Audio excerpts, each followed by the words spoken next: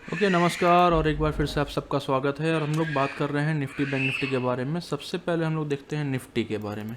Okay, तो ये रहा निफ्टी का चार्ट, डेली का चार्ट है। और यहाँ पर आप देख रहे हैं कंटिन्यू 2 दिन से प्रेशर मार्केट में दिख रहा है ऊपरी लेवल से। मार्केट ऊपर जाता है, ऊपर से दबाव आता है, वापस मार्केट नीचे लेवल में है। अब यहाँ पर मैंने एक लाइन दिया हुआ है, ये आपको एक सपोर्ट का काम कर सकता है। मार्केट ऑलरेडी ऊपर में है और सस्टेन नहीं कर रहा है। थोड़ा छोटे टाइम फ्रेम पे हम लोग देखते हैं कि कहाँ पर मार्केट अगर नीचे आता है तो कौन सा ऐसा लेवल होगा जहाँ पर बाइंग कर सकते हैं, और ऊपर जाता है तो कहाँ हम लोग सेल कर सकते हैं। आज मैंने टेलीग्राम ग्रुप पे बताया था इस लेवल के बारे में कि जहाँ से एक रेजिस्टेंस फेस कर सकता है एंड वहाँ से नीचे आ सकता है। लेकिन थोड़ा एक डाउट भी था कि 21,700 के ऊपर कहीं शॉर्ट कवरिंग आने का चांसेस रहेगा। तो शॉर्ट कवरिंग तो नहीं आया, लेकिन ये रेजिस्टेंस बहुत अच्छी तरीके से काम किया और इतना बड़ा फॉल मार्केट में आ गया है। अभी नेक्स्ट हम लोग देखते हैं कि अच्छा सपोर्ट क्या है। पहला चीज़ तो ये जो गैप अप हुआ है, अगर यहाँ पर ही मार्केट आता है, सपोज दैट ये एरिया है जो कल का लो था, ठीक है, एक बार को ये सपोर्ट का काम तो करेगा। ऑलमोस्ट आज इसने टच भी किया है एंड देन उसके बाद थोड़ा सा रिकवरी आया है, ठीक है। एक बार को ये काम किया तो किया, अदरवाइज आपका मेन एरिया जो है वो 21,450 का, जो ये लाइन आपको दिख रहा है, ठीक है। अगर हाई सेलिंग प्रेशर से आता है तो कभी भी ऐसा नहीं हो सकता कि एक कोई एरिया में एकदम से आए और एकदम रिवर्सल हो जाए।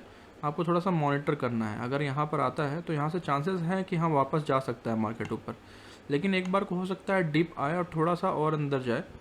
तो जहाँ तक मेरा व्यू है, मैं तो यही सोचूंगा कि जिस तरीके से फॉल आ रहा है, जिस तरीके का सेलिंग प्रेशर है, मार्केट हो सकता है कंटिन्यू इस लेवल तक आए, ठीक है, ये एरिया जो आप देख रहे हैं।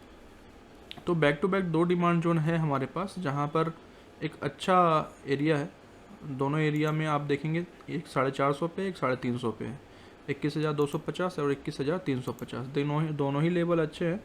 तो अगर थोड़ा सा नज़रिया आपका थोड़ा लंबे समय के लिए होगा तो यहाँ पर आप दोनों लेवल पे, एक लेवल फर्स्ट लेवल पे लीजिए, नीचे आता है तो फिर से आप बाय कर सकते हैं।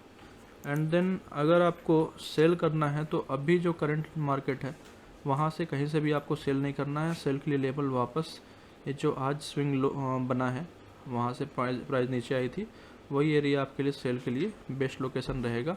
और ये है लोकेशन ऑलमोस्ट ये एरिया, एंड ये लोकेशन ये हो रहा है 21,680 या 70 के आसपास में, ठीक है। तो ये एक जो एरिया है ये अच्छा एरिया है, यहाँ से आपको वापस से एक गिरावट देखने के लिए मिल सकता है। ऑलरेडी निफ्टी में काफ़ी दबाव आ चुका है एंड बैंक निफ्टी में निफ्टी से भी ज़्यादा हम लोग, चलिए फटाफट बैंक निफ्टी देख लेते हैं। तो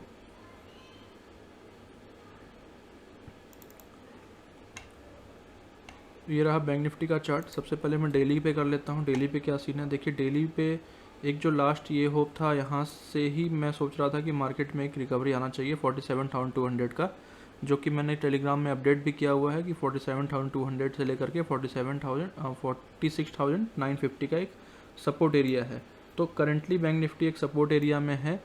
कल एक अच्छा सपोर्ट एरिया ये वाले एरिया में था, वहाँ आने के बाद एक गैप अप हुआ, वापस से ऊपर में सस्टेन नहीं कर रहा है एंड देन वापस नीचे आया।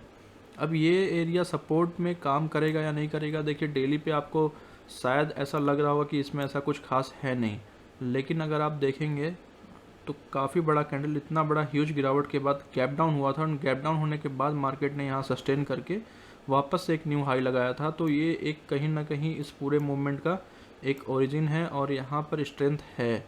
ऐसा नहीं कह सकते कि इस एरिया में स्ट्रेंथ नहीं है और एकदम से मार्केट इसको ब्रीच करके नीचे चला जाएगा, ऐसा होना थोड़ा सा मुश्किल है। तो मुझे नहीं लगता है कि मार्केट इस एरिया को इतने आसानी से तोड़ पाएगा। और जब मार्केट खास करके मतलब बैंक निफ्टी अगर इस एरिया में सस्टेन करके वापस ऊपर जाता है तो निफ्टी भी साथ ही साथ ऊपर जाने का कोशिश करेगा, ठीक है। और इस एरिया में भी हम लोग देख लेते हैं एग्जैक्टली कौन से लेवल पे, छोटे टाइम फ्रेम में आपको लेवल में बता देता हूँ कि एग्जैक्टली कौन से लेवल पे अगर नीचे आता है तो आपको बाय करना चाहिए और कौन से लेवल पे आपको सेल करना चाहिए, ठीक है। तो देखिए आज ऑलरेडी इस लेवल पे है, तो अगर ठीक है, अगर इस एरिया में आता है तो वही सपोर्ट एंड रेजिस्टेंस एरिया है, यानी कि ऑलमोस्ट आपका जो है 47,200 से लेकर के 46,950 तक का एरिया है जहाँ पर सपोर्ट बनता है। तो कल अगर इसके नीचे खुल गया तो आप एक बार को सोच सकते हैं सेल के बारे में, लेकिन अगर इसके बीच में कहीं खुल रहा है तो हम लोग बाय का नज़रिया ही रखेंगे बैंक निफ्टी में।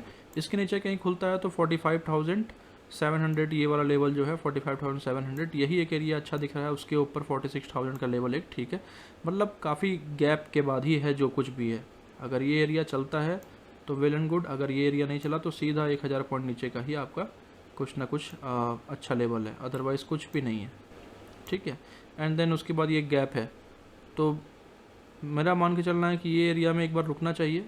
और अगर ये जो 47,200 का लेवल है, 200 टू 46,950, वो एरिया अगर सस्टेन कर पाया बैंक निफ्टी तो बहुत अच्छा है, अदरवाइज़ एक बड़ा करेक्शन देखने के लिए मिल सकता है मार्केट के अंदर। तो जो होना होगा वो कल के डेट में एक बार चांसेस है, क्योंकि बैंक निफ्टी का एक वीकली एक्सपायरी है, तो हो सकता है कल सस्टेन हो जाए। लेकिन अल्टीमेटली मार्केट को अब लगता है कि थोड़ा वीकनेस है, और यहाँ से अगर वापस ऊपर की तरफ जाता है, देखिए एक सपोर्ट एरिया इसने तोड़ दिया है, अच्छा सपोर्ट था ये भी, इसको ब्रेक कर दिया है बैंक निफ्टी ने अच्छे तरीके से। अब वापस से ऊपर अगर जाता है तो आपका जो 47,800 का लेवल या 850 का लेवल जो है वो स्ट्रॉन्ग रेजिस्टेंस का काम करने वाला है। और जब भी इस एरिया में जाता है रिकमेंडेड है कि आप आराम से सेल करिए, रिस्क रिवार्ड रेशियो भी काफ़ी छोटा है, मतलब 47,800 में आप बेचेंगे और 48,000 का आप स्टॉप लॉस रख करके आराम से इसको होल्ड कर सकते हैं, ठीक है।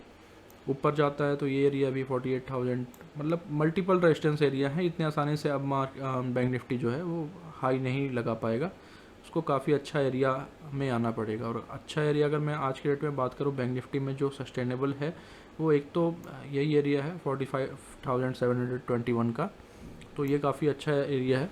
एंड देन उसके बाद अभी जो करंट मार्केट प्राइस जहाँ पर है वो एक अच्छा एरिया, तो ये एरिया सस्टेन कर गया तो बहुत अच्छा, नहीं सस्टेन किया तो मेरा उम्मीद है कि काफ़ी नीचे तक बैंक निफ्टी आ सकता है, ठीक है। उम्मीद है आपने सब पॉइंट नोट कर लिया होगा। बैंक निफ्टी में मैं कुछ और एक डाटा आपको दिखाना चाहता हूँ कि बैंक निफ्टी के जितने जो दिग्गज स्टॉक हैं, जैसे HDFC बैंक हो गया, तो HDFC बैंक को अगर आप देखोगे तो HDFC बैंक में हो क्या रहा है, मैं उसका चार्ट आपको दिखाता हूँ। देखिए आज पूरे कहीं ना कहीं वीकनेस जो बैंक निफ्टी के अंदर था कि इसके बैंकिंग के जो बड़े बड़े शेयर वो चल नहीं रहे।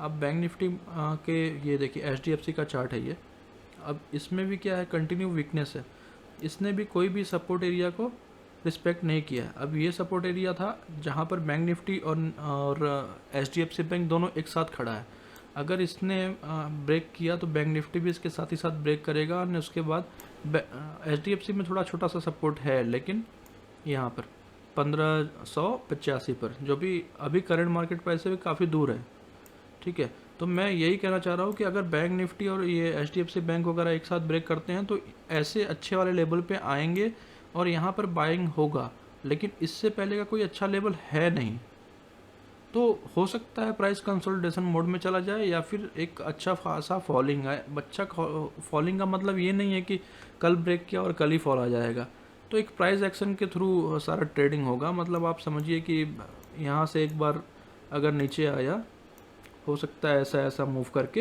या इस तरह रुक करके और नीचे तक जाए, तो पॉसिबिलिटी है। अब भी करंट जहाँ पर खड़ा है बहुत क्रूशियल लेवल है, सस्टेन किया तो बहुत अच्छा, नहीं सस्टेन किया तो फिर डेफिनेटली एक फॉल आने का उम्मीद रहेगा, ठीक है। मैं आपको बैंक निफ्टी के मैक्सिमम शेयर दिखा देता हूँ कि सब में लगभग वैसा ही हाल है, तो एक्सपेक्टेड है कि अगर यहाँ से चल गया तो बहुत अच्छा, नहीं चला तो फिर एक लंबा जर्नी तय करना पड़ेगा बैंक निफ्टी को। अब ये है आपका एक्सिस बैंक। एक्सिस बैंक पूरे दिन के दौरान इसके अंदर भी प्रेशर रहा। अब एक्सिस बैंक में अच्छा लेवल अगर कोई है तो वो है आपका लगभग 1099 का लेवल, तो करंट मार्केट प्राइस से लगभग 17 पॉइंट नीचे, ठीक है। तो ये एक लेवल है जहाँ पर एक्सिस बैंक बड़ा सपोर्ट ले सकता है। रेजिस्टेंस एरिया का बात करूँ तो 1130-31 पे है। SBI कल लग रहा था कि SBI निकल जाएगा, लेकिन फिर इसके अंदर भी एक दबाव आ गया। कल SBI काफ़ी अच्छे एरिया पे था,